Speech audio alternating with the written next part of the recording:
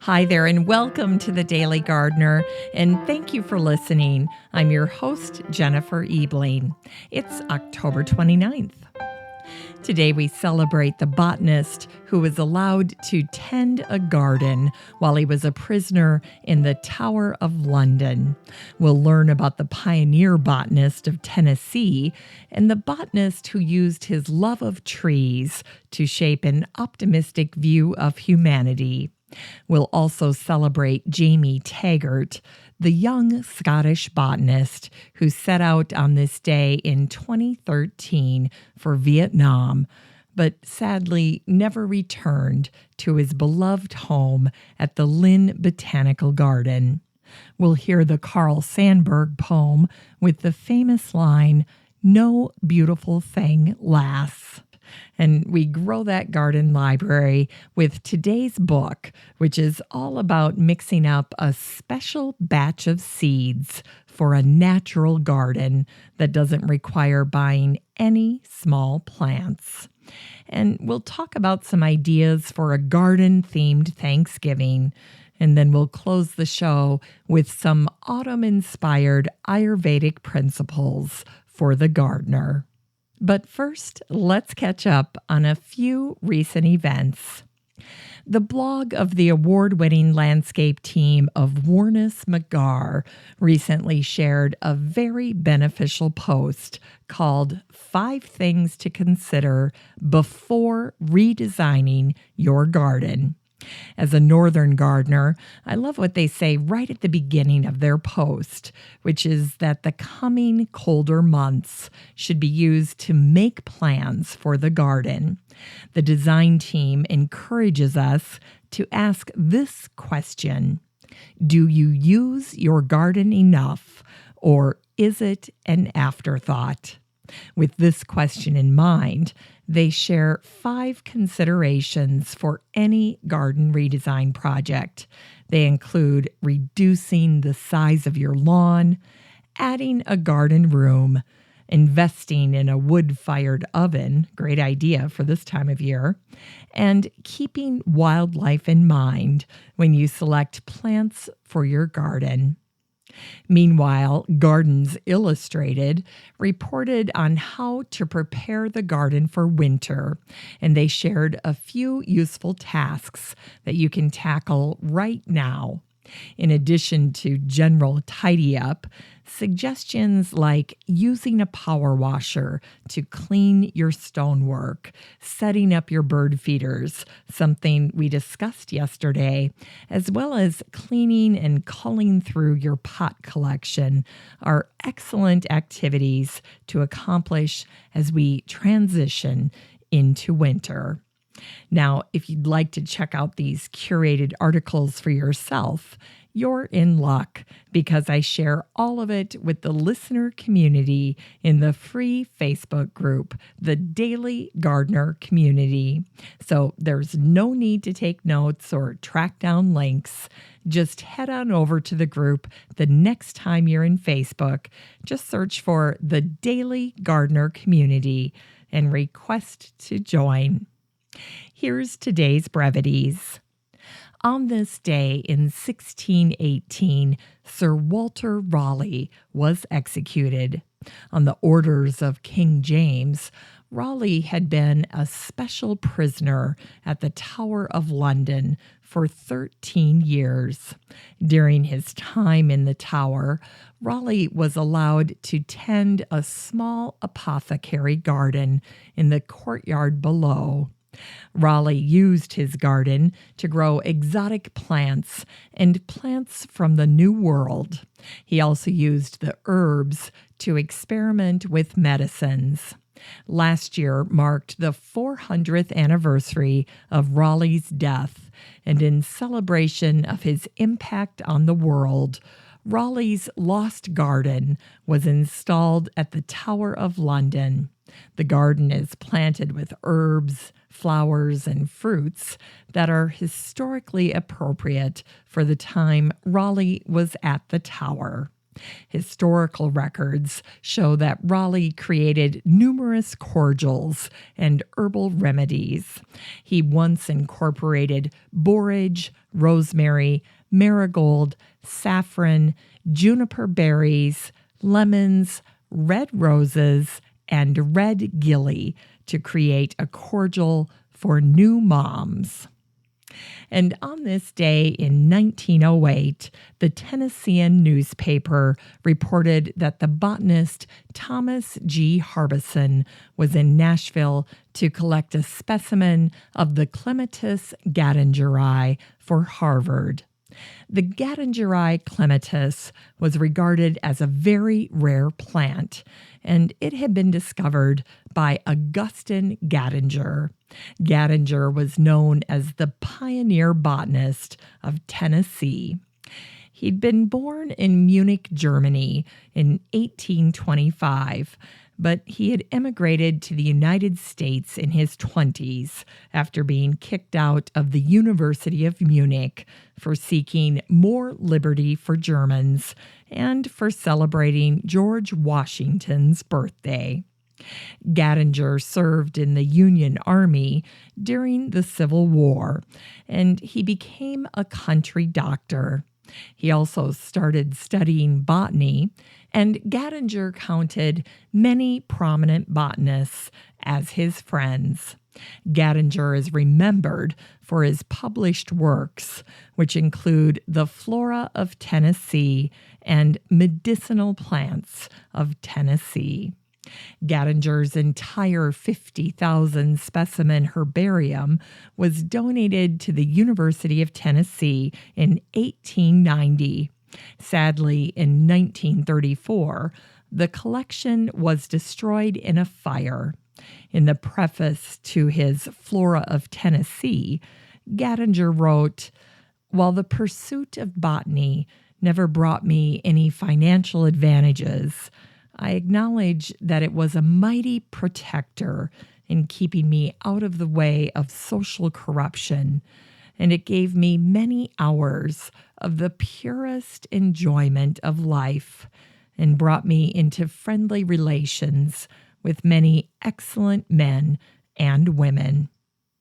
Today is the anniversary of the death of the botanist William Henry Chapman, who died on this day in 1970. Chapman was an American botanist, and his area of specialty was pomology, or fruit. As a professor, Chapman taught at Cornell and then later at UC Berkeley and UC Davis, where he was the Dean of Agriculture. A biographical memoir of Chandler, written by Jacob Bile, includes an excerpt from a 1941 speech given by Chandler, where he reflected on the merits of studying plants. He said, "The material we work with has character." Chandler believed that trees and plants exerted an influence on the behavior of the people who tended them. He wrote that the emblem of my faith is the tree and its system of dormant buds. Because of this reserve of dormant buds, a tree is dependable in a destructive world. It can be broken into pieces and will grow new parts to replace the lost ones. The tree symbolizes my faith in humanity, for I know there are many dormant buds in human society. And on this day in 2013, Jamie Taggert, the young Scottish botanist, set out on a solo plant expedition to Vietnam. Jamie grew up with his botanist father, Jim, and tended the garden his dad had founded, the Linn Botanical Gardens that overlook Loch Long on Cove Bay in Scotland. The ancestors of the actor Hugh Grant once owned the estate. The Linn Botanical Garden is home to almost 4,000 plant species. Back in 2013, Jamie was beginning his third plant hunting expedition. It was his first solo trip, and he was planning to explore the mountains of northern Vietnam, a place he had botanized on an earlier trip. When he arrived in Vietnam, he sent his dad a text to let him know he had arrived. On the morning of Halloween, he checked into a guest house and then took a taxi to the national park of Fancy Pan, the tallest mountain in Vietnam. A tea seller at the base of the mountain watched Jamie walk toward the mountain. She would be the last person to see Jamie alive. Over 2 years later, a Vietnamese farmer found Jamie's body at the bottom of a waterfall. Jamie apparently died attempting to scale the slippery rocks. Rob Curran wrote an excellent article about Jamie's story in Believer magazine. He writes that many people have asked, what was he thinking? Why did Jamie take such a risk for plants? Curran concludes his article this way. What was he thinking? He was thinking of Menzies and the great Scott explorers. He was thinking of Mother Nature on the run from climate change and high-capacity cable cars. He was thinking of the beauty of the flower he had just discovered and whether anyone else would ever see it. For what is an act of discovery if not leaving the safe foothold of the known to reach in to the abyss? In Unearthed Words, here's a poem called Autumn Movement by Carl Sandburg. I cried over beautiful things, knowing no beautiful thing lasts. The field of cornflower yellow is a scarf at the neck of the copper sunburned woman, the mother of the year, the taker of seeds. The northwest wind comes, and the yellow is torn full of holes. New beautiful things come in the first spit of snow on the northwest wind, and the old things go. Not one lasts. It's time to grow that garden library with today's book, Sowing Beauty by James Hitchmo. The subtitle for today's book is Designing Flowering Meadows from Seed, and that is indeed what makes Hitchmo's approach unique and different. James has come up with his own way of combining seeds to significant effect. The result is a beautiful garden grown entirely from seed. There's no need to purchase starter plants from nurseries and no need to scour plant sales. James is a professor of horticultural ecology at the University of Sheffield, and his work centers around developing novel approaches to planting design. As a researcher and a practitioner, James prioritizes both aesthetics and function. His ecological plantings strive to accomplish both. His plantings are beautiful, layered, and naturalistic. Hitchmo has worked to find seed mixes that can hold their own and exist for years in the garden, and also resist weeds. Best of all, Hitchmo shares his seed mix recipes in the book, and they're shared for a variety of growing zones. Here's today's garden chore. Start thinking about ways to have a garden-themed Thanksgiving. After Halloween, the little pumpkins, squashes, and gourds begin to go on sale. But they will last for months if they're kept in a cool, dry space. Your Thanksgiving tablescape can feature these classic elements, but you can also incorporate other garden-inspired items into your tablescape. This year, consider adding a Yule log, an actual log that you can decorate with mosses, air plants, and succulents. Crotons offer beautiful autumnal color. Jade plants provide architecture and plumpness, the perfect accent for your Thanksgiving table. Another wonderful item that I stumbled on a few years ago and managed to find for you online today is a cast iron mini tree stand. This is such a fun way to bring nature indoors.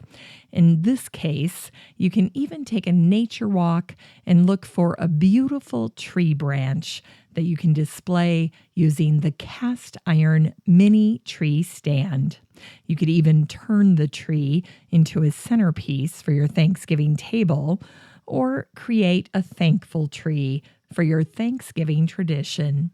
You can decorate it with ribbons or with little notes that count your blessings.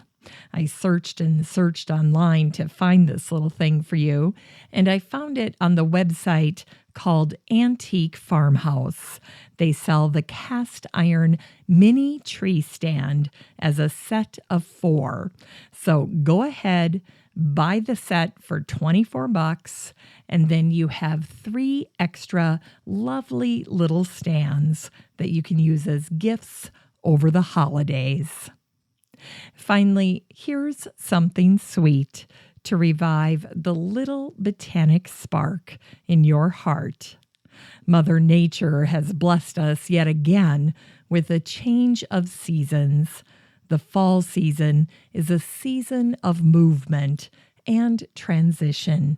We are transitioning from hot to cold and wet to dry. Ayurvedic health and wellness experts tell us that this is the time of year when, like the garden, we also need to change to achieve balance. So here are some activities that can benefit gardeners as we transition out of our gardens and into our homes. First, take time to ground yourself by increasing the amount of stillness in your day. Our gardens are a natural place of stillness and silence for us. Even when we're weeding, we are grounded and quiet, and we're focused on a single point of connection with the earth. The work in the garden is not like any other work we perform. To make up for this loss of grounding and stilling work, adding in more opportunities for stillness can bring calm and a sense of balance. Curl up in your favorite chair, fill a corner of a room with houseplants, and sit beside them. Imitate your plants and add stillness to your day. Second, add warmth to counter the cold, dry air. Eat warm foods. Dig out your crock pot so you have a warm, cooked meal every day. Enjoy warm drinks like coffee and herbal teas. Enjoy spices and herbs that are warming, like cinnamon and ginger. Microgreens of basil and mustards are very warming as well and happily grow on the kitchen counter. And at bedtime, a little cup of warmed milk with a pinch of nutmeg or some cinnamon and sugar is a lovely way to end the day. Finally, finish some of your remaining garden tasks indoors. If you have items that you need to go through, bring them inside where it's warm and where you can have a sink that you can fill with warm, soapy water. Clean off the cobwebs and the grime. Go through your aprons and your gloves Tidy up the bins that have been catch-alls in the potting shed or garage where you hang your hat in the garden. I recently washed up some pots and baskets along with some miscellaneous junk that I'd had on my garden shelf right outside the front door. Somehow it was easier to address the clutter by evaluating the items inside a warm house than standing or sitting out in the wind and cold. So there you go, 3 tips to aid our transition into fall as we walk out of our gardens and into the shelter of a warm home. Thanks for listening to The Daily Gardener, and remember, for a happy, healthy life, garden every day. The Daily Gardener is produced weekdays in lovely Maple Grove, Minnesota. You can find complete show notes over at thedailygardener.org, and be sure to share the show with your garden friends. You can find The Daily Gardener on all your favorite social media, Instagram, Twitter, and Pinterest, and of course, Facebook. While you're over at Facebook, don't forget to join the Daily Gardener community. Just search for these 3 words, Daily Gardener Community. The group will pop right up, and then request to join. Finally, I want to thank my team at Podfly Productions, where my fabulous editor is Eric Begay. Have a great day in the garden, and we'll see you tomorrow.